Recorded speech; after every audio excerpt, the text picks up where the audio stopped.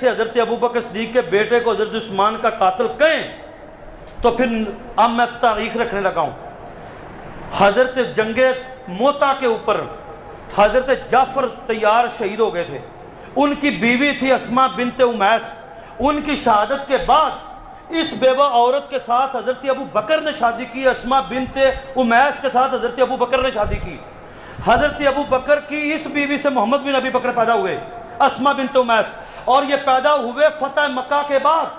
اللہ کے رسول کا دور انہوں نے صرف ڈیڑھ سال دے بچے نو صرف پیدا مسلمانوں کے گھر ہونے کی وجہ سے رضی اللہ۔ جان لیجیے ایک بات، رسول اللہ صلی اللہ علیہ وسلم کو آپ صلی اللہ علیہ وسلم ابھی وہ فتح مکہ کے بعد پیدا 1.5 سال عمر تھی جب اللہ کے رسول دنیا سے چلے گئے، محمد بن ابی بکر کی،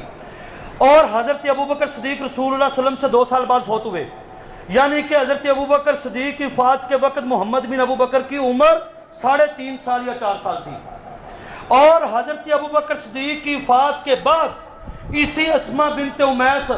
ابو بکر کی ماں کے ساتھ شادی کی حضرت علی نے، اور محمد بن ابی بکر 3.5 سال یا 4 سال کی عمر میں حضرت علی کے ہوش میں آئے، انہی کے گھر میں پلے بڑے، تربیت اور پرورش کی۔ حضرت علی کے دور میں مصر کے گورنر رہے۔ حضرت عثمان کی شہادت کے بعد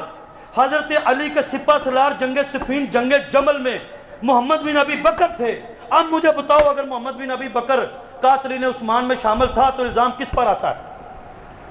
دسو، حضرت علی پر آتا کہ نہیں آتا؟ اس کا باپ تو 3.5 سال کی عمر میں فوت ہو گیا، تربیت رہے سے حضرت علی کے پاس، اور بعد میں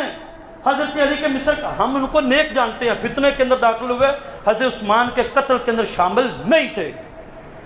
اب آئیے قاتلین عثمان کا انجام کیا ہوا،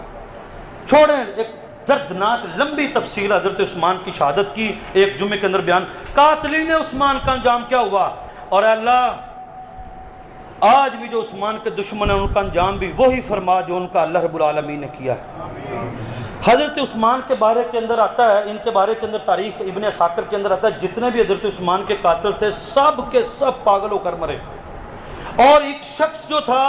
وہ ٹانگ کٹی ہوئی ٹانگ کے کینسر کے ساتھ کرا رہا تھا، جی رہا تھا۔ اس سے پوچھا گیا کہ تیری کہاں، اور یہ مصر کے اندر موجود تھا، مصری تھا، مصر کے اندر موجود تھا۔ اس نے کہا کہ میں نے اس ٹانگ کے ساتھ حضرت عثمان کا عصا، جو اللہ کے رسول کا عصا تھا جس کو پکڑ کر اللہ کے رسول خطبہ جمعہ پڑھاتے تھے، وہی عصا حضرت ابو بکر نے استعمال کیا اپنی زندگی میں، وہی عصا 11 سال حضرت عمر نے استعمال کیا، وہی عصا 13 سال حضرت عثمان نے حضرت عمر نے استعمال کیا۔ وہ عصا میں نے اپنی ٹانگوں کے ساتھ توڑا تھا، وہ ٹانگ ضائع ہو گئی ہے اور اس کے اندر کینسر موجود ہے۔ ایک شخص مدینہ کے اندر حضرت عثمان کو گالیاں